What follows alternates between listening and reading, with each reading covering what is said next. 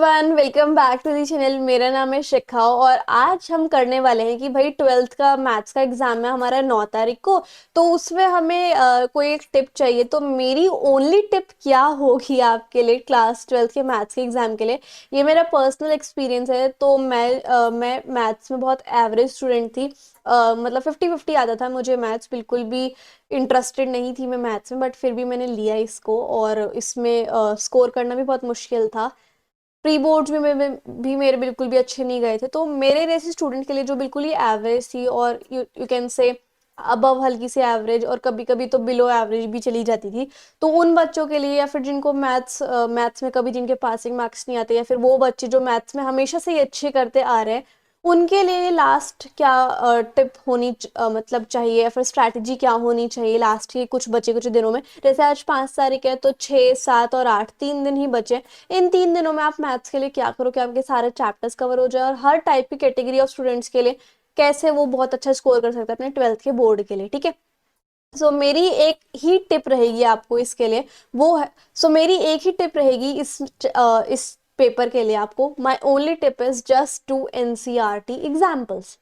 आपको किसी R D Sharma की जरूरत नहीं है, कोई एनसीईआरटी की एक्सरसाइज करने की जरूरत नहीं है, कोई एग्जाम्पलर करने की जरूरत नहीं है, फिर कोई भी बुक करने की जरूरत नहीं है। आप जो है सिर्फ और सिर्फ एनसीईआरटी के एग्जाम्पल कर जाओ।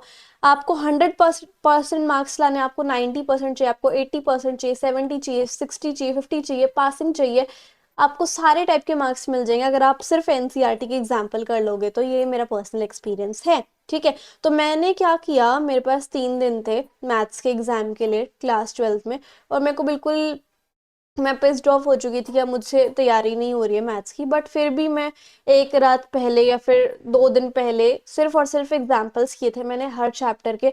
एंड यू वॉन्ट बिलीव, मेरा सेट 3 था, मुझे आज भी याद है। और उस सेट 3 में और इवन हर एक मैथ्स के सेट में, जैसे मैंने बाद में सारे सेट देखे थे, तो बोर्ड ने सिर्फ और सिर्फ मतलब मोस्ट मेजोरिटी आपके एनसीईआरटी के एग्जाम्पल डाले थे। एनसीईआरटी के एग्जाम्पल कर लोगे तो उससे मिलते जुलते आपके एक्सरसाइज में ही होते हैं, और बोर्ड जो है मोस्टली एनसीईआरटी से ही क्वेश्चन डालता है।